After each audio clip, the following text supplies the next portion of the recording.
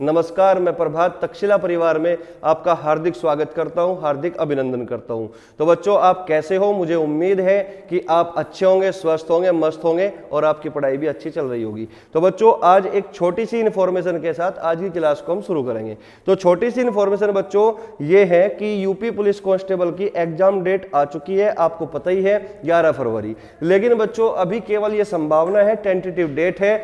ये भी हो सकता है कि 11 फरवरी को एग्जाम हो और ये भी हो सकता है कि 11 फरवरी को एग्जाम ना हो। तो बच्चों तक्षशिला परिवार हर तरीके से बच्चों तैयार है, चाहे वो 11 फरवरी को पेपर हो चाहे फिर ना हो। ठीक है, क्या आप बच्चों तैयार हो? अगर आप तैयार नहीं है तो बच्चों आपको पता है कि तक्षशिला परिवार में यानी कि तक्षशिला एजुकेशन पॉइंट में जो यूपी पुलिस कांस्टेबल का क्रैश कोर्स चला हुआ है वो 25 दिसंबर से बच्चों स्टार्ट होगा, सुबह 10 बजे से 2 बजे तक। और उसी के साथ साथ बच्चों यूपी पुलिस कांस्टेबल का एक प्रैक्टिस बैच और लेकर हम आए हैं कि जिन बच्चों का सिलेबस पूरा हो चुका या फिर जिन बच्चों का सिलेबस पूरा नहीं हुआ, उन सब की सफलता के लिए बच्चों प्रैक्टिस बैच जो होगा वो आपकी सफलता को सुनिश्चित करेगा। ठीक है, एक तरीके से। तो चलिए बच्चों, एक छोटी सी और बात बता दूं कि सुबह 10 बजे से 11 बजे तक मैच चलेगा 6 के 6 दिन, और 11 से 12 रीजनिंग होगी, और 12 से 1 बच्चों आपकी यूपी जीएस या फिर यूपी जी के करंट अफेयर वगैरह सब कुछ होगा। और उसी के साथ 1 से 2 बच्चों आपकी हिंदी की क्लास होगी, और हिंदी की जो प्रैक्टिस होगी बच्चों वो आपको यूट्यूब चैनल पर ही मिलेगी। जितने भी क्वेश्चन, तमाम प्रकार के क्वेश्चन अब तक जो हर एक एग्जाम में पूछे जा चुके, चाहे वो यूपी पुलिस हो चाहे यूपी ट्रिपल का कोई भी एग्जाम हो, जहां जहां क्वेश्चन पूछे जा चुके वे सब क्वेश्चन आपको बच्चों में यूट्यूब पर प्रोवाइड कराऊंगा विद कंसेप्ट के साथ। हर चीज आपको बताई जाएगी ताकि आपके सिलेक्शन में कोई भी कमी ना रहे। ठीक है, तो चलिए बच्चों शुरू करते हैं फिर क्लास को। क्वेश्चन नंबर 18 आपके सामने आ चुका है। ठीक है, तो क्वेश्चन में कहा गया कक्षा 8 के 20 छात्रों की औसत ऊंचाई 152 सेंटीमीटर और कक्षा 9 के 15 छात्रों की औसत ऊंचाई 168 सेंटीमीटर है। दोनों कक्षाओं के छात्रों की औसत ऊंचाई निकटतम सेंटीमीटर में कितनी है? 4 ऑप्शन बच्चों आपके सामने, 158, 159, 157 या 160। तो चलिए बच्चों करते हैं फिर क्वेश्चन की शुरुआत। इससे पहले अब तक हम 17 क्वेश्चन जो है सॉल्व कर चुके, जो 17 नवंबर को शिफ्ट फर्स्ट में क्वेश्चन पेपर हुआ था। ठीक है, चलिएगा। तो क्वेश्चन में क्या कहा गया? कक्षा 8 के 20 छात्रों की औसत ऊंचाई। भाई कक्षा 8 के 20 छात्रों की जो औसत ऊंचाई दे रखी बच्चों वो 152 सेंटीमीटर है। ठीक है, और कक्षा 9 के 15 छात्रों की औसत ऊंचाई, कक्षा 9 के 15 छात्रों की औसत ऊंचाई 168 सेंटीमीटर है। क्लियर हुई बात? दोनों कक्षाओं के छात्रों की औसत ऊंचाई कितनी होगी, आपसे ये बात पूछ ली गई। ठीक है, तो इस तरह के क्वेश्चन को किस तरीके से करना होगा उसको आपको समझना है बेस्ट अप्रोच के साथ, क्योंकि किसी भी क्वेश्चन को बनाने के कई तरीके बच्चों हो सकते हैं। इस क्वेश्चन को हम बेसिक से भी कर सकते हैं, ठीक है, डायरेक्ट भी कर सकते हैं, और बच्चों मेरा जो बेस्ट अप्रोच होगी इस सवाल को बनाने की मैं आपको वो समझाना चाहूंगा। ठीक है, हम इस क्वेश्चन को डेविएशन से करेंगे। ठीक है, अब ध्यान दो, क्वेश्चन में कहा गया कि 20 छात्रों का औसत 152 है, 15 छात्रों का औसत 168 है, सबका औसत कितना होगा? आपसे केवल इतनी सी बात पूछी गई है। तो जब भी बच्चों ऐसा क्वेश्चन आपके सामने होगा तो करना क्या होगा? सबसे पहले नंबर ऑफ स्टूडेंट जो दिए होंगे उनका रेशियो बना लेना। ठीक है, ये बच्चों नंबर ऑफ स्टूडेंट है, नंबर्स ऑफ स्टूडेंट, और यहां पे बच्चों दे रखा है एवरेज, और आपको निकालना है इन सब का एवरेज। तो सबसे पहले बच्चों इनका रेशियो बना लोगे तुम। ठीक है, तो 5 चौक 20 और 5 तिये 15। ठीक है, अब 152 दे रखा, 4 का औसत 152, 3 का औसत बच्चों 168। आपको बताना है 4 और 3 7 लोगों का एवरेज कितना होगा। तो आप अपनी मर्जी से बच्चों ऐसी कोई संख्या मान लो जो 152 से कम ना हो और 168 से ज्यादा ना हो, अर्थात 152 और 168 के बीच में लाई करता हो, क्योंकि जो एवरेज होगा बच्चों वो 152 और 168 के बीच का नंबर होगा। ठीक है, चलिए अगर मैं एवरेज अपनी मर्जी से बच्चों ऐसा मान लूं ताकि हमारी कैलकुलेशन भी आसान हो, तो हमने मान लिया कि एवरेज लेट कर लिया कि हमारा जो एवरेज है बच्चों वो 160 है। एवरेज कितना मान लिया बच्चों? 160 मान लिया। अब हमें बच्चों डेविएशन चेक करना है कि डेविएशन कितना है, यानी कि इस एवरेज से हमें करना क्या होगा बच्चों? 152 की कंपेयर करनी होगी, तुलना करनी होगी। आप मुझे बताइए 152 160 से कितना कम है? आप कहोगे सर 8 कम है। आप मुझे बताइए 168 160 से कितना ज्यादा है? आप कहोगे सर 8 ज्यादा है। ठीक है। तो यहाँ पे जो डेविएशन निकला बच्चों, 4 बच्चों का जो डेविएशन होगा 4 अठे 32 यानी कि माइनस के 32 होगा। क्लियर हुई बात। यहाँ पे 3 बच्चों का जो डेविएशन होगा बच्चों, 3 बच्चों का डेविएशन होगा 3 अठे 24 यानी कि प्लस के 24। लेकिन अब नेट डेविएशन कितना निकला, तो नेट डेविएशन बच्चों 32 में से आप 24 को घटा दोगे तो माइनस के 8, नेट डेविएशन 8 आया माइनस के। अब ये जो 8 का डेविएशन आया ना, तो ये 4 और 3 7 लोगों में बटेगा, बराबर बराबर 7 से डिवाइड कर दोगे तो 7 एकम 7 कितना बचा, 1 बचा, पॉइंट लगा दिया 10, 7 एकम 7 कितना बचा बच्चों, 3 7 चौक 28 यानी कि अप्रोक्सीमेट 1.14, लेकिन माइनस की वैल्यू होगी। तो इसका मतलब जो हम लेट करके चल रहे थे, मानकर चल रहे थे एवरेज, वो 160 है। तो इसका मतलब 160 से बच्चों हमें इतना और कम करना पड़ेगा। तो 160 से बच्चों 1 माइनस 1.14 और कम कर दोगे तो आपका आंसर होगा 10 में से 4 घटाओगे 6, 9 में से 1 गया 8, 9 में से 1 गया बच्चों 8 हो गया, और यहां बच्चों बचेगा 5। ठीक है, 158.86 एवरेज निकलेगा बच्चों। लेकिन आपसे पूछा गया कि निकटतम सेंटीमीटर में क्या होगा, तो आप मुझे बताइए इसके जो नजदीक होगा अप्रोक्सीमेशन में वो क्या होगा। आपका आंसर होगा बच्चों 159। ठीक है, तो इसके नजदीक जो होगा ये होगा 159। तो आपका एवरेज बच्चों निकल चुका। इस तरीके से आप जो है सवाल को सॉल्व कर सकते हो, यानी कि आपका ऑप्शन जो बी ऑप्शन आपका करेक्ट आंसर होगा। तो उम्मीद है क्वेश्चन अच्छे से समझ में आ चुका होगा। आप डायरेक्ट भी कर सकते हो, आप डेविएशन से भी कर सकते हो, कई तरीके क्वेश्चन को करने की हो सकता है, लेकिन बेस्ट अप्रोच विदाउट कैलकुलेशन ये सबसे अच्छा तरीका हो सकता है इस क्वेश्चन को करने का। तो उम्मीद है बच्चों चीजें समझ में आई होगी। तो एक बार इसको जल्दी से स्क्रीनशॉट लो। नेक्स्ट क्वेश्चन बच्चों आपके सामने आ चुका है, इसको एक बार वीडियो पॉज करके बनाने की कोशिश करना, अच्छा क्वेश्चन है। ठीक है, चलिएगा क्वेश्चन नंबर 19 पढ़िएगा जल्दी से, मैं इसको रफ कर देता हूं एक बार। तो क्वेश्चन नंबर 19 में कहा गया बच्चों कि यदि x का मान y की तुलना में 12.25% अधिक है, 12.25% अधिक है, तो y का मान x की तुलना में लगभग कितने प्रतिशत कम है। ऑप्शन है बच्चों 10.9%, 10.9% या 3% या फिर 15.6% या फिर बच्चों 12%। ठीक है, तो हमारे पास 4 ऑप्शन बच्चों आ चुके। अब क्वेश्चन के अकॉर्डिंग काम कर देना है। ठीक है, यदि x का मान y की तुलना में 12.25%, 12.25% अधिक है। अब मुझे एक बात बताओ, 12.25 को हम लिख सकते हैं 12 सही 1/4%, और 12 सही 1/4% को लिख सकते हैं बच्चों 12 चौक 48 1 49, 49/4% हटाओगे तो 400। तो इसका मतलब 400 पर 49 की वृद्धि करनी है, 400 पर 49 की वृद्धि करनी है, यानी कि 12.25% की जो फ्रैक्शन वैल्यू आई वो 49/400 आई। ठीक है, क्वेश्चन में कहा गया यदि x का मान y की तुलना में 12.25% अधिक है, तो हमारे पास एक x है और एक y है, और x का मान y से इतना ज्यादा है, अर्थात अगर y का मान बच्चों 400 है तो 400 पर 49 ज्यादा करना है, तो इसका मतलब 449 होगा। ठीक है ना, तो x का मान y से 12.25% बच्चों ज्यादा है। आपसे पूछा गया कि y का मान x की तुलना में कितना प्रतिशत कम होगा। ठीक है, अब देखिएगा करना क्या है। कह रहा कि y का मान x की तुलना में कितना प्रतिशत कम होगा, तो सबसे पहले आपको निकालना है कि कम कितना है। आपने कहा सर 49 कम है। ठीक है ना, किससे कम है भाई, x से। x कितना है 449। क्लियर हुई बात, क्योंकि इसको और ज्यादा सिंपलीफाई हम नहीं कर सकते। 449 400 ये किसी कॉमन संख्या से सिंपलीफाई नहीं हो पा रही। ठीक है, तो इसका मतलब y की जो वैल्यू होगी वो x से कितना कम हुई भाई, 449 कम हुई। किससे, 449 से। परसेंटेज में चाहिए तो बटे में वो गुणा में 100 और लगा दोगे आप इस तरीके से, तो परसेंटेज में आपका आंसर निकल जाएगा इस तरीके से।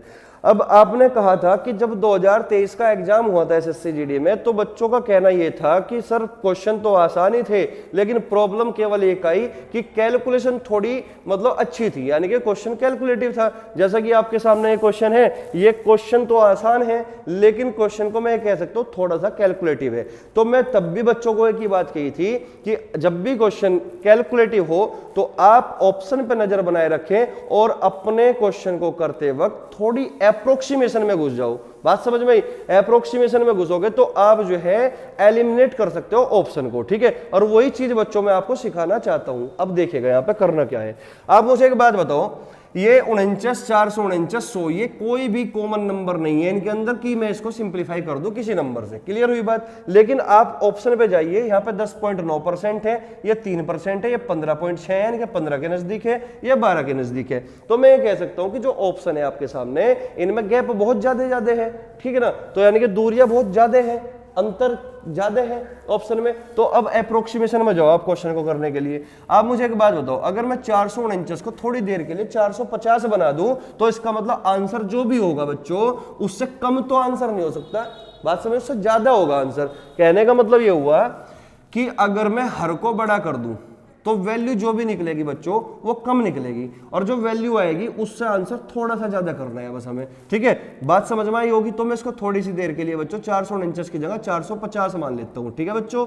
तो 0 से 0 काट दोगे, 5 नम 45 और 5 दूनी 10 और 49 दूनी 98, 98/9 तो कितना आया बच्चों 98/9% आया। क्लियर हुई बात। लेकिन ये वैल्यू हमारे निकल के आई बच्चों, इससे थोड़ी सी ज्यादा होगी। अब मुझे एक बात बताओ, 9 ढाई 90 भाई 10 बार कट रहा है इसका मतलब, और 8 बच भी रहा है, तो इसका मतलब 10 से थोड़ी सी ज्यादा है, 10 से थोड़ा सा ही ज्यादा है। अब 10 से थोड़ा सा ही ज्यादा है, 10 से कम तो हो नहीं सकता, गलत, 10 से थोड़ा सा ज्यादा है। तो 15.6 बच्चों बहुत ज्यादा हो गया, 12 भी बहुत ज्यादा हो गया, तो आंसर क्या होगा, थोड़ा सा ज्यादा है, तो आंसर क्या होगा बच्चों 10.9% आपका करेक्ट आंसर होगा। यही इस तरीके से आपको अपने उत्तर पे जाना है, ठीक है, अप्रोक्सीमेशन से। क्योंकि 9 से जब मारने चलाओगे ना 98 पर तो 10 पॉइंट समथिंग में ही घटेगा, और एग्जैक्ट नहीं घटेगा, पॉइंटों में घटेगा, और उससे भी थोड़ा सा ही ज्यादा, हल्का सा पॉइंटों में ही ज्यादा होगा, तो आंसर क्या होगा 10.9। क्लियर हुई बात। तो नेक्स्ट क्वेश्चन की ओर बढ़ेंगे भाई। क्वेश्चन नंबर 20 बच्चों आपके सामने आ चुका है, जो कि प्रॉफिट लॉस का क्वेश्चन है, ठीक है। एक बार जल्दी से बनाने की कोशिश करना, उम्मीद करता हूं कि समझ में आया होगा, ठीक है। तो नेक्स्ट क्वेश्चन पे चलिएगा, क्वेश्चन नंबर 20। वीडियो को पॉज करो और इस क्वेश्चन नंबर 20 को बनाने की एक बार कोशिश करो भाई जल्दी से। तो क्वेश्चन नंबर 20 में कहा गया बच्चों कि एक व्यक्ति ने 50,000 रुपए में 2 मोबाइल फोन खरीदे, उसने उनमें से एक को 15% लाभ पर, दूसरे को 20% हानि पर बेच दिया। यदि दोनों मोबाइलों का विक्रय मूल्य बराबर है तो हानि पर बेचे गए मोबाइल का क्रय मूल्य लगभग निकटतम रुपए में कितना होगा। तो बच्चों 4 ऑप्शन बच्चों मैं यहां पे भी लिख देता हूं, 4 ऑप्शन आपके सामने है। पहला ऑप्शन है 29,487, दूसरा ऑप्शन है भाई 20,513, सी ऑप्शन है 25,465 और डी ऑप्शन है भाई आपके सामने 27,368, ठीक है। अब सवाल को समझने का प्रयास करेंगे किस तरीके से हमें क्वेश्चन को करना है, ठीक है भाई, चलिएगा। तो कह रहा कि एक व्यक्ति ने 50,000 रुपए में 2 मोबाइल खरीद लिए, यानी कि 2 मोबाइल लेकर आया और 50,000 रुपए की कीमत है, यानी कि दोनों का कुल क्रय मूल्य जो है, कॉस्ट प्राइस जो है वो 50,000 रुपए है। कह रहा कि उसने उसमें से एक को 15% लाभ पर और दूसरे को 20% हानि पर बेच दिया। कह रहा कि एक को बेचने पर तो 15% का फायदा कमा लिया और दूसरे को बेचने पर उसने 20% की हानि कमा ली। यदि दोनों मोबाइलों का विक्रय मूल्य बराबर हो, अब ये काम की बात है भाई इस क्वेश्चन में, कह रहा कि दोनों का विक्रय मूल्य जो है समान है, विक्रय मूल्य बराबर हो, तो हानि पर बेचे गए मोबाइल का क्रय मूल्य लगभग कितना है। इसका मतलब लगभग आ गया, इसका मतलब अप्रोक्सीमेशन में तो जाना ही पड़ेगा बच्चों अब हमें, ठीक है ना। ये तो बोल रहा है, चीख रहा है, ठीक है, चलिएगा। अब ध्यान दो भाई, एक को बेच दिया 15% के लाभ पर और दूसरे को बेच दिया बच्चों 20% की हानि पर, दूसरे को बेच दिया 20% की हानि पर। कह रहा कि दोनों को खरीद कर लाया 50,000 रुपए में और दोनों का विक्रय मूल्य समान है। कह रहा कि जिसको हानि पे बेचा उसका क्रय मूल्य ज्ञात करो। अब देखिए किस तरीके से करना है बच्चों, आपको फ्रैक्शन वैल्यू निकालनी आती होगी, मैं ये मान के चल रहा हूँ। 15% की फ्रैक्शन वैल्यू होती है बच्चों 5 × 15 5 20 100, यानी कि 20 रुपए पर 3 का फायदा। 20% की फ्रैक्शन वैल्यू है बच्चों 1/5 कि 5 रुपए पर 1 की हानि। क्लियर हुई बात। अगर मैं मान के चल रहा हूं कि ये पहली वस्तु है, अब पहली वस्तु को उसने 20 रुपए में खरीदा था लेकिन 3 के फायदे पर बेच दिया, तो इसका मतलब कितने में बेच दिया, आप कहोगे सर 23 रुपए में बेच दिया, तो इसका मतलब 20 का खरीद के 23 में बेच दिया। तो ये वस्तु का क्रय मूल्य है और ये वस्तु का विक्रय मूल्य है पहली वस्तु का। तो सीपीएसपी का रेशियो आपके सामने आ चुका, ठीक है। इसी प्रकार अगर मैं बात करूं बच्चों दूसरी वस्तु की, तो दूसरी वस्तु पर 5 रुपए का अगर वो वस्तु है तो 1 की हानि पर बेच रहे हैं, तो 5 रुपए का सामान 1 की हानि पर बेच देगा, तो कितने में बेच देगा मेरे भाई, 4 रुपए में बेच देगा। यहां तक मैं मान के चल रहा हूं कि आपको किसी भी प्रकार की कोई समस्या नहीं होगी, यहां तक बिल्कुल एकदम मक्खन की तरह चीजें समझ में आई होगी, ठीक है। तो आगे बढ़ते हैं भाई।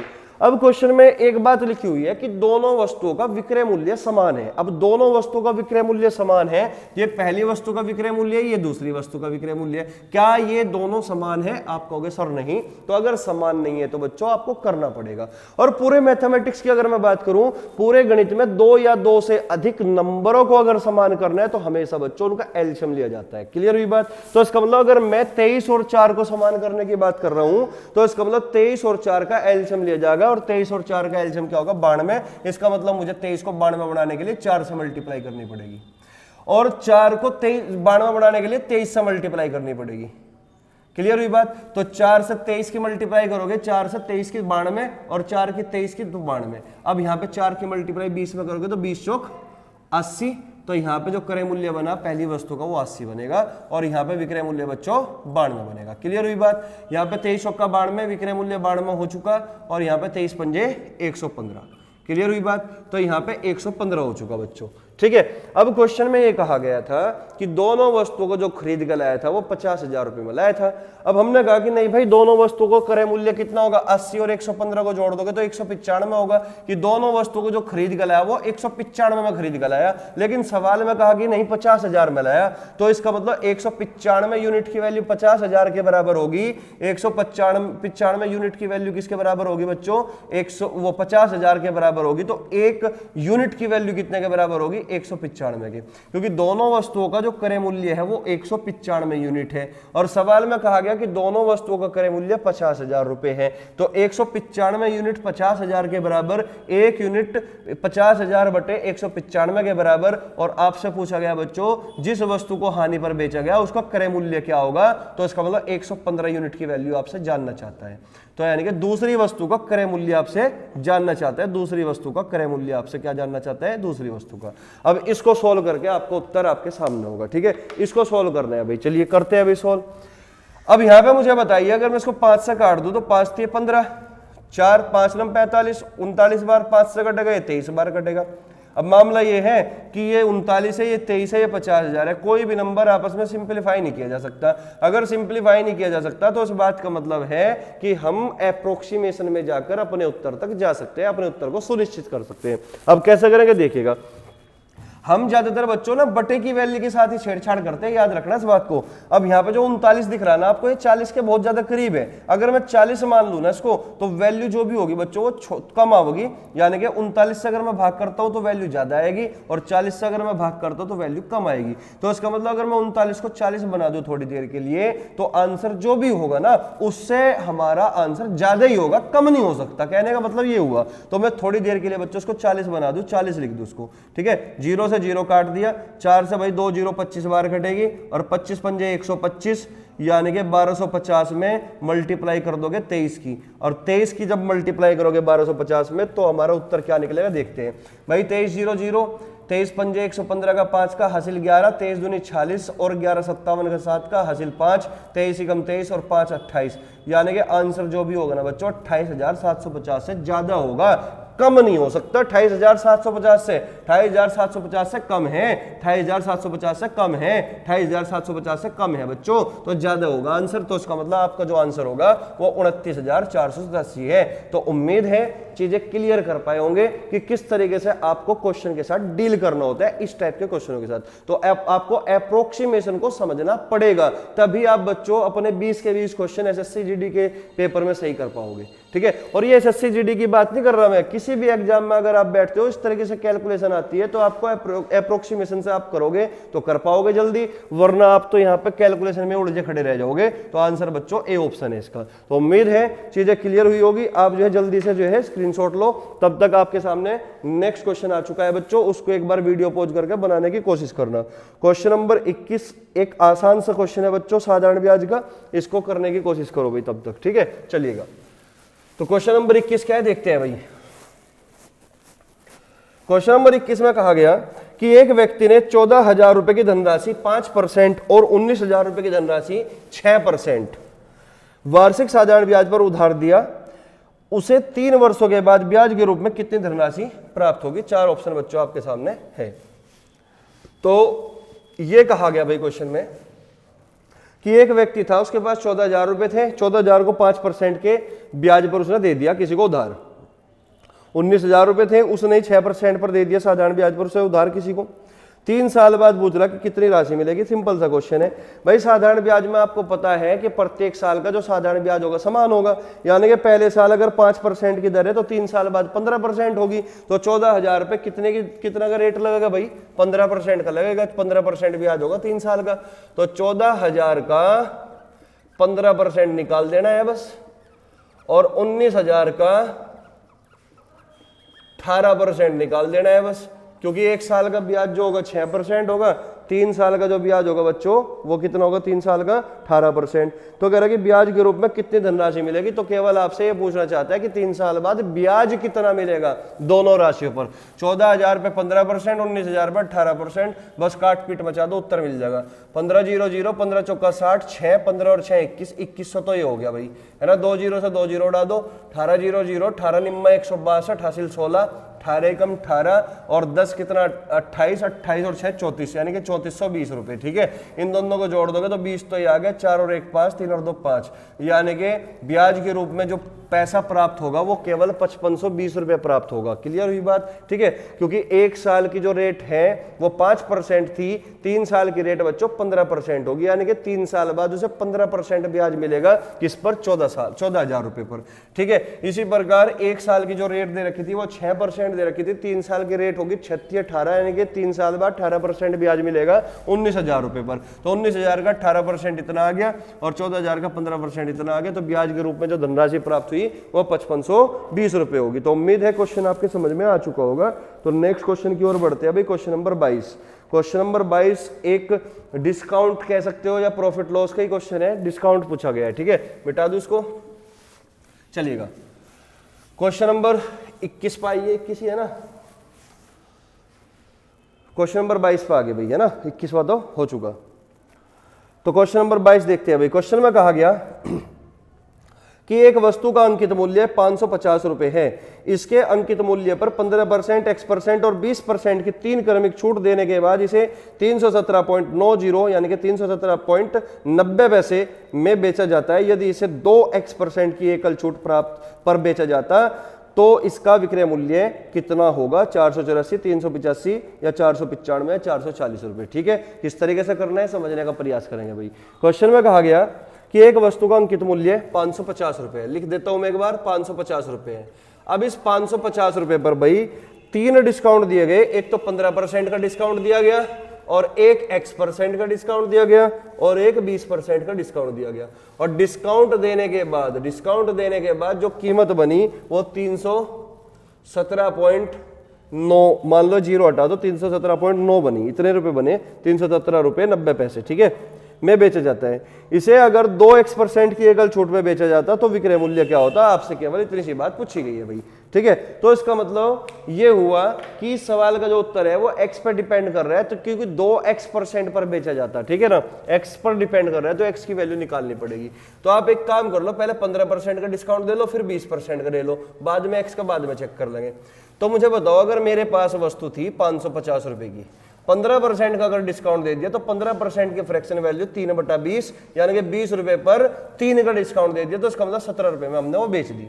ठीक इसी प्रकार अगर मैं बात करूं 20% का डिस्काउंट, 20% की फ्रैक्शन वैल्यू 1/5, यानी कि 5 रुपए के सामान पर 1 का डिस्काउंट दे दिया, यानी कि 4 में हमने वो बेच दी। बात समझ में आई? तो यहां से काट पीट मचा दोगे, 0 से 0 कट गया, 5 से बच्चों ये 11 बार कटेगा, और 2 से बच्चों ये 2 बार कटेगा। ठीक है ना, 17 दूनी 34, 4 और 3 7, 374, यानी कि जो वस्तु थी 2 डिस्काउंट देने के बाद, एक 15% का, एक 20% का, वो वस्तु 374 रुपए में बिकेगी। लेकिन वस्तु 550 की थी, बिकेगी कितने में भाई? 374 रुपए में। लेकिन एक डिस्काउंट और दिया गया X% का, किस पर? 374 पर दिया जाएगा वो। X% का डिस्काउंट देने के बाद कीमत होनी चाहिए बच्चों 317.9, इतनी कीमत बननी चाहिए। बात समझ में आई? तो अब हम यहां पर देख लेंगे डिस्काउंट और कितना दिया गया भाई। 10 में से 9 कम कर दिया, 1 आ गया। 13 में से 7 कम कर दिया, 6 आ गया। और यहाँ पे 6 में से 1 कम कर दिया, 5 आ गया। ये हो गया 56.1 का और डिस्काउंट दिया गया। कितने पर भाई? 374 रुपए पर। 374 पर 100 पर कितना? तो यहां से बच्चों X की वैल्यू निकल जाएगी। अब यहां से बच्चों ये X% की वैल्यू हम निकाल लेंगे। ठीक है ना, 0 से ये पॉइंट खत्म हो गया। 2 से 2 पंजे 10 और 2 से काटोगे 2 एकम 2, 2 अट्ठे 16, 2 सत्ते 14, 3 सत्ते 21, 3 बार कटेगा भाई और 3 पंजे 15, यानी कि 15% का डिस्काउंट, यानी कि जो x की वैल्यू है भाई 15% है। अब सवाल में ये कहा गया कि अगर 2x% पर हम उसको बेचते तो विक्रय मूल्य क्या होगा। तो 2x% का मतलब क्या होगा भाई, ये x% है तो 2x% का मतलब क्या होगा, 2 की मल्टीप्लाई और कर दोगे तो ये 30% होगा। बात समझ में आई, कितना होगा 30%। तो इसका मतलब 550 रुपए की जो वस्तु थी, अगर 30% का हम डिस्काउंट दे दें तो 30% का डिस्काउंट देने के बाद 70% में बिकेगी वो, और 70% का मतलब 7/100 कह सकते हो है भाई। लेकिन उसने कहा विक्रय मूल्य कितना होगा, है ना। हाँ ठीक है, तो 70% यानी कि 7/10, 70% की फ्रैक्शन वैल्यू कितनी होगी 7/10, क्योंकि 30% का डिस्काउंट होगा ना, तो 70% में भी 70% की फ्रैक्शन वैल्यू 7/10 होगी। तो यानी कि जो एसपी बनेगा अब वो क्या बनेगा, 0 से 0 काट दोगे और यहाँ पे 7 पंजे 35 का 5 का 3, 7 पंजे 35 और 3 38, यानी कि 385 रुपए में बिकेगी फिर वो। तो आपका आंसर जो होगा वो 385 रुपए होगा। तो चीजें क्लियर हो चुकी होगी किस तरीके से हमने एक्स निकाला। ठीक है, पहले हमने इस पे 2 डिस्काउंट दे दिए, देने के बाद इतना आया, लेकिन हमने 1 डिस्काउंट और दिया, तो ये निकाल लो कि x% का डिस्काउंट देने के बाद 317 रुपए 90 पैसे होनी चाहिए कीमत। तो कितना डिस्काउंट हो गया भाई, 15% का डिस्काउंट हो गया। लेकिन अब डिस्काउंट 2x% चाहिए, तो 2x% का मतलब कितना होगा, 15 दूनी 30%। ठीक है, तो 550 पर 30% का डिस्काउंट दोगे तो 70% में बिकेगी, और 70% की जो फ्रैक्शन वैल्यू होगी वो 7/10 होगी। अब मल्टीप्लाई कर दोगे 385 रुपए में बिकेगी वो अब वस्तु। तो नया विक्रय मूल्य क्या बनेगा, 385, जो कि आपका बी ऑप्शन है। ठीक है बच्चों, तो एक बार जल्दी से नोट करो इसको या स्क्रीनशॉट लो भाई। ठीक है, आपके सामने बच्चों क्वेश्चन नंबर 23 आ चुका है, जो कि टाइम डिस्टेंस वो ट्रेन से लिया गया है क्वेश्चन। ट्रेन का क्वेश्चन है, टाइम डिस्टेंस का नहीं मैं कह सकता इसको, ट्रेन का क्वेश्चन है। ठीक है, ट्रेन संबंधी प्रश्न। तो एक बार मेरे भाई वीडियो को पॉज करो और वीडियो पॉज करके इस क्वेश्चन को बनाने की कोशिश करो। बहुत ही खूबसूरत क्वेश्चन आपके सामने आ चुका अपने आप में। ठीक है, तो एक बार जो है करने का प्रयास करो, तब जो है अपने आंसर को मैच करना कि क्या कहा गया क्वेश्चन में, किस तरीके से हमें करना है। ठीक है भाई, चलिए अब देखिए क्वेश्चन क्या है। कह रहा है कि एक रेलगाड़ी 600 मीटर लंबी एक सुरंग को 54 सेकंड में पार कर सकती है और 350 मीटर लंबे पुल को 36 सेकंड में पार कर सकती है। इस स्थिति में निम्न में से कौन से कथन सही होंगे।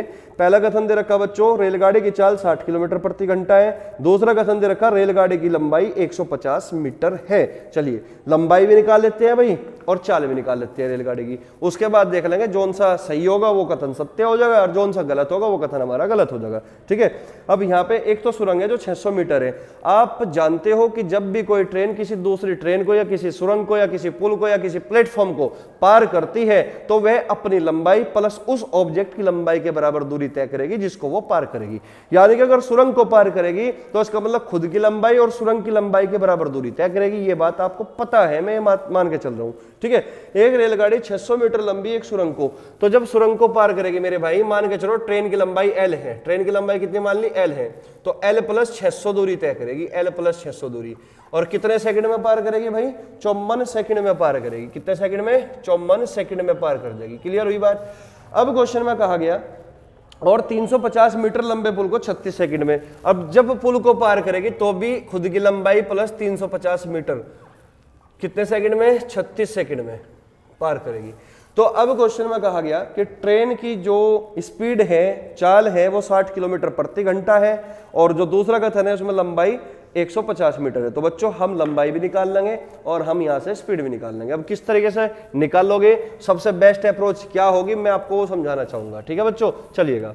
आप मुझे एक बात बताओ, जब 600 मीटर लंबे सुरंग को पार करेगी तो खुद की लंबाई प्लस सुरंग की लंबाई को पार करेगी और कितने सेकंड में, 54 सेकंड में। और जब पुल को पार करेगी, 350 मीटर लंबे पुल को पार करती है तो खुद की लंबाई और 350 मीटर दूरी चलती है 36 सेकंड में। बात समझ में आई। तो यहाँ पे टाइम का डिफरेंस कितना है, समय का डिफरेंस कितना है बच्चों भाई, 54 में से ये घटा दोगे 36, 14 में से 6 गए 8, यानी कि 18 सेकंड का। ठीक है, यहाँ पे जो दूरी का डिफरेंस है भाई, L से L कट जाएगा, तो यहाँ पे दूरी का जो डिफरेंस आया वो कितना है, 600 में से आप 350 घटा दोगे तो 0, 10 में से 5 गए 5, 5 में से 3 गए 2, 250 मीटर का। बात समझ में आई। तो अब हमें जो निकालनी है बच्चों, स्पीड निकालनी है, स्पीड। अब स्पीड निकलेगी कैसे, ध्यान दो, ये 250 मीटर है भाई, है ना। चाल बराबर होता है भाई दूरी बटा समय, और दूरी कितनी है, यानी कि दूरी का जो अंतर है वो 250 है और समय कितना है बच्चों, 18।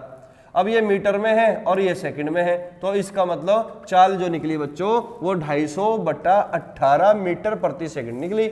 लेकिन हमें चाहिए किसमें, किलोमीटर प्रति घंटा में, तो किलोमीटर प्रति घंटा में चाहिए 18/5 की मल्टीप्लाई कर दोगे, 18 से 18 कट जाएगा, 5 से 1 काट दोगे, 5 5 25, यानी कि 50 किलोमीटर प्रति घंटा।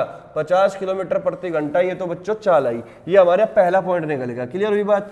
अगर मैं बात करूं दूसरे पॉइंट की, तो दूसरा पॉइंट है हमारा लंबाई की। ट्रेन की लंबाई कैसे निकाल लोगे भाई, मुझे एक बात बताओ, इतनी दूरी तय करने में कितना जो है समय लगा, 36 सेकंड का। अब हमें दूरी निकालनी है, और दूरी का फॉर्मूला होता है दूरी बराबर चाल गुणा समय। दूरी बराबर चाल गुणा समय, तो दूरी कितनी है भाई, L + 350। चाल कितनी आई, अभी सब कुछ मीटर और सेकंड में है, तो मीटर प्रति सेकंड वाली चाल ले लो। चाल कितनी है, 250/18 मीटर प्रति सेकंड, और समय कितना दिया इसको पार करने में, 36 सेकंड। तो मेरे भाई इस इक्वेशन से निकाल लो, चाहे इस इक्वेशन से निकाल लो, आंसर सेम आएगा। तो 18 दूनी 36, 25 दूनी 50, यानी कि 500। अब इस 500 में से अगर मैं 350 घटा दूं, तो L की वैल्यू कितनी निकलेगी भाई, 50, तो ये आ गया, 4 में से 3 गए 1, 150 मीटर। तो इसका मतलब ये दूसरा कथन आ गया, लंबाई जो आई वो 150 मीटर आई, और जो स्पीड आई भाई वो 50 किलोमीटर प्रति घंटा आई। अब हमें ये देखना है कि कौन सा कथन सत्य है। तो पहला जो कथन है वो है रेलगाड़ी की चाल 60 किलोमीटर प्रति घंटा है। तो क्या 60 किलोमीटर प्रति घंटा निकला, आप कहोगे नहीं, तो इसका मतलब पहला कथन हमारा गलत हो जाता है। दूसरे में कहा गया रेलगाड़ी की लंबाई 150 मीटर है, क्या 150 मीटर निकली, आप कहोगे सर बिल्कुल, तो इसका मतलब दूसरा कथन हमारा सत्य हो गया। तो अब आपका जो ऑप्शन होगा बच्चों वो होगा बी ऑप्शन, केवल कथन सेकंड सही है, तो आपका जो आंसर बनेगा भाई बी ऑप्शन बनेगा, ये वाला। क्लियर हुई बात। तो चीजें क्लियर हो चुकी होगी, जल्दी से स्क्रीनशॉट लो फटाफट, ठीक है, ले लिया होगा। तो नेक्स्ट क्वेश्चन की ओर बढ़ेंगे भाई। क्वेश्चन नंबर 24 आपके सामने भाई आ चुका, ये पाइप और टंकी का क्वेश्चन है। अगर आपने अच्छे से टाइम एंड वर्क पढ़ा है तो पाइप टंकी में अब कुछ नहीं है, ठीक है, सिंपल सा क्वेश्चन है। वीडियो को पॉज करो और खुद से एक बार बनाने की कोशिश करो, ठीक है, बनेगा तो अच्छी बात है, नहीं बना तो सीख लेना, ठीक है भाई। चलिएगा, तो क्वेश्चन में कहा गया, कह रहा कि पाइप ए और बी भरी हुई टंकी को क्रम से 15 मिनट और 20 मिनट में खाली कर सकती है, जबकि अकेले पाइप सी खाली टंकी को 8 मिनट में भर सकता है। यदि पाइप ए, बी और सी को एक साथ खोला जाता है तो टंकी कितने घंटों में भर जाएगी, 2.5 घंटों में, 2 घंटे में, 1.5 घंटे में, या फिर 3 घंटे में। क्लियर हुई बात। तो देखिए किस तरीके से करना है, सिंपल क्वेश्चन है, ठीक है ना, मेहनत करते रहना बस, है ना, बार बार प्रैक्टिस करते रहना, क्योंकि गणित हमेशा प्रैक्टिस मांगता है। आप ये सोच लो कि आपने एक बार टाइम एंड वर्क या कोई भी चैप्टर एक बार निकाल लिया तो वो हमेशा आपको याद रहेगा, तो ये बात, ये सोच आपकी गलत है, क्योंकि जितनी प्रैक्टिस करोगे कंपटीशन के फील्ड में अगर आए तो आपको प्रैक्टिस तो करनी ही पड़ेगी, ठीक है ना। चलिएगा, तो पाइप ए और बी भरी हुई टंकी को क्रम से 15 मिनट और 20 मिनट में, पाइप ए और बी 15 मिनट और 20 मिनट, ये 20 मिनट में और ये 15 मिनट में खाली कर सकता है। इसका मतलब ए खाली करने वाला है, बी भी खाली करने वाला है। सी खाली टंकी को 8 मिनट में भर सकता है, सी भाई भरने वाला है और ये भरने वाला पाइप 8 मिनट में ना खाली टंकी को भर सकता है। कह रहा कि यदि पाइप ए, बी और सी को एक साथ खोल दिया जाए तो टंकी कितने घंटों में भर जाएगी। तो इस बात का मतलब है, सवाल में ये बात लास्ट में बोल दी गई कि टंकी कितने घंटों में भर जाएगी। तो इसका मतलब ये टंकी तभी भरेगी मेरे भाई जब 2 पाइप निकालने वाले हैं और 1 पाइप भरने वाला है, और फिर भी टंकी अगर भरी जा रही है तो इस बात का मतलब ये होगा कि भरने की क्षमता निकलने की क्षमता से ज्यादा रही होगी, तभी टंकी भरी गई है। बात समझ में आई। तो इस छोटी छोटी सी बात को समझते ही चलना है, ठीक है। लास्ट में क्वेश्चन में पूछ रखा टंकी कितने घंटों में भर जाएगी, तो इसका मतलब भरने की क्षमता ज्यादा है, निकलने की क्षमता कम है। तो सबसे पहले बच्चों आप यहाँ पे पता कर लो कि टंकी की धारिता कितनी है, क्षमता कितनी है, कैपेसिटी कितनी है। तो कैपेसिटी पता करने के लिए 15, 20, 8 का एलसीएम ले लोगे। एलसीएम का मतलब वो छोटे से छोटा नंबर जो 15 से भी कटे, 20 से भी कटे, 8 से भी कटे। तो आपको पता है कि 120 निकाल लिया होगा आपने, और 120 लीटर मान लो चलो थोड़ी देर के लिए कि ये टंकी की जो धारिता है वो 120 लीटर है, मान लिया हमने, लीटर नहीं है यूनिट है वैसे तो, ये बात समझ में आई। चलिएगा, तो मैं कह सकता हूं कि 15 मिनट में ना 120 लीटर खाली कर रहा। अगर 15 मिनट में 120 लीटर खाली कर रहा तो 1 मिनट में कितना खाली होगा, आप कहोगे सर 8 होगा खाली 1 मिनट में। 20 मिनट में अगर 120 लीटर खाली हो रहा है ना तो 1 मिनट में कितना खाली होगा, आप कहोगे सर 6 होगा, 6 1 मिनट में खाली। 8 मिनट में अगर 120 लीटर भरा जा रहा ना, तो 1 मिनट में कितना भरा गया होगा? तो आप कहोगे सर 15 भरा गया होगा 1 मिनट में, क्योंकि ये भरने वाला पाइप है तो भरने वाली बात करूंगा। ये खाली करने वाले पाइप थी तो खाली करने की बात की मैंने। बात समझ में आई? तो यहां पर अब क्या करना है, जब तीनों को एक साथ चला गया, तीनों को जब एक साथ चलाया गया तो आपको समझना पड़ेगा कि 15 तो भरा गया, लेकिन ये भी 2 भी चले हुए, तो 8 और 6 14, 14 बाहर निकल गया। तो इसका मतलब ये 14 जो है निकल गया होगा। 15 अगर ऊपर से भरा गया तो 14 तुरंत निकल गया, 14 पार्ट बाहर निकल गया। तो बचा कितना भाई टंकी के अंदर? 1 पार्ट बचा।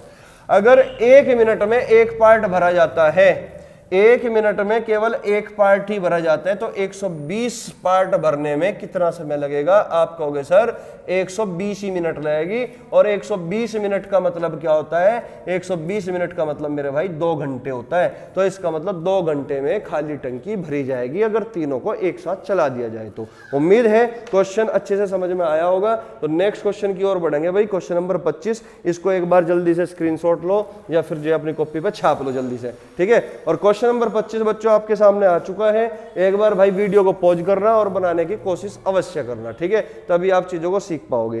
क्वेश्चन नंबर 25 है भाई तुम्हारा मेंसुरेशन से क्वेश्चन। अच्छा क्वेश्चन है,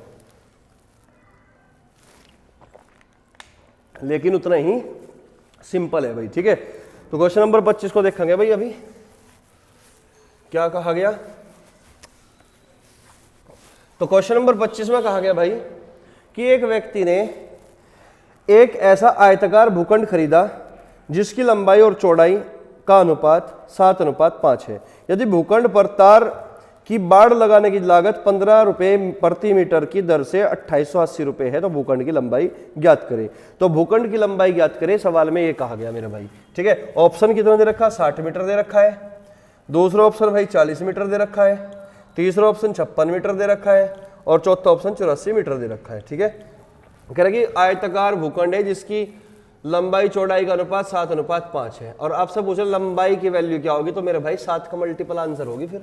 और 7 का मल्टीपल आंसर होगी 60 तो आंसर नहीं हो सकता, 7 से कटेगा नहीं। 40 भी आंसर नहीं हो सकता। 56 और 7 यानी कि 56 और 84 ये दोनों 7 का मल्टीपल है, तो इसका मतलब ये तो 56 आंसर होगा या फिर 84 आंसर होगा, ठीक है। अब अगर तुक्का भी मारना था तो ये 2 ऑप्शन तो हट गए ना, तो सी और डी में से ही मारना था। आर या पार की लड़ाई होगी फिर, ठीक है। ये तो सही होगा या गलत होगा, बिल्कुल आर या पार, 50% इधर 50% उधर। लेकिन अगर तुक्का मारते 4 रुपए तो कौन से में मारते, क्या पता 40 में मार देते, मामला गलत हो जाता, ठीक है ना। चलिएगा अब बात को समझो भाई। तुम्हें ये पता होना चाहिए कि आयत का जो परिमाप होता है, ये अगर लंबाई है ये चौड़ाई है, तो आयत का परिमाप का फॉर्मूला होता है 2 × L+B। और आपको पता है कि जब बाढ़ लगता है ना, बाढ़ हमेशा चारों ओर लगता है। जब चारों ओर बाढ़ लगता है तो चारों ओर की जब भी बात होगी तो इस बात का मतलब है बच्चों परिमाप की बात करेंगे हम। किसकी बात करिए? परिमाप की बात करिए। कह रहे कि एक व्यक्ति ने एक ऐसा आयताकार भूखंड खरीदा जिसकी लंबाई और चौड़ाई का अनुपात 7:5 है। यदि भूखंड पर तार की बाड़ लगाने की लागत 15 रुपए प्रति मीटर की दर से 2880 रुपए है, तो यानी कि इसके चारों ओर बच्चों हमने क्या लगा दिया? बाड़ लगा दिया। और खर्चा कितना आया? 2880 रुपए का खर्चा आ गया। किस हिसाब से भाई? 1 मीटर पे जो खर्चा आ रहा है वो 15 मीटर का, वो क्या कह रहे हैं 15 रुपए का, 15 रुपए का खर्चा आया 1 मीटर पे। तो 2880 रुपए का खर्चा कितने मीटर पे आया होगा भाई? 15 से डिवाइड कर दोगे इसको, ठीक है, तो परिमाप निकल जाएगा। तो यहाँ पे परिमाप 7 और 5 12, 12 का डबल कितना भाई? 24। तो 24 आ गया परिमाप, 24 यूनिट। लेकिन सवाल में परिमाप कितना निकलेगा भाई? 2880 को अगर हम 15 से डिवाइड कर दें तो 15 ही कम 15 कितना बचेगा भाई? 138। और 15 निम्न 135, 15 दूनी 30, 192। और 24 8 192। तो इसका मतलब 1 यूनिट की वैल्यू 8 होगी, 7 यूनिट की वैल्यू 8 7 56, यानी कि 56 मीटर जो है लंबाई होगी। किसकी बच्चों? 56 मीटर लंबाई आयताकार भूखंड की लंबाई होगी। तो उम्मीद है क्वेश्चन आपको अच्छे से समझ में आ चुका होगा। तो बच्चों आज का ये क्वेश्चन नंबर 25 लास्ट था। और वैसे भी ये पेपर में टोटल 25 ही क्वेश्चन पूछे गए थे। 25 के 25 क्वेश्चन हम करा चुके 3 वीडियो में, ठीक है बच्चों। तो चलिए नेक्स्ट क्लास में फिर से मुलाकात करेंगे, नए क्वेश्चनों के साथ फिर से हम आपके सामने हाजिर होंगे। तब तक के लिए धन्यवाद, शुक्रिया, पढ़ते रहिए, है ना। और जो है अपनी सफलता को सुनिश्चित करते रहिए, बार बार रिवाइज करते रहिए प्रैक्टिस को, ठीक है। मिलेंगे फिर नेक्स्ट क्लास में। जय हिंद, जय भारत।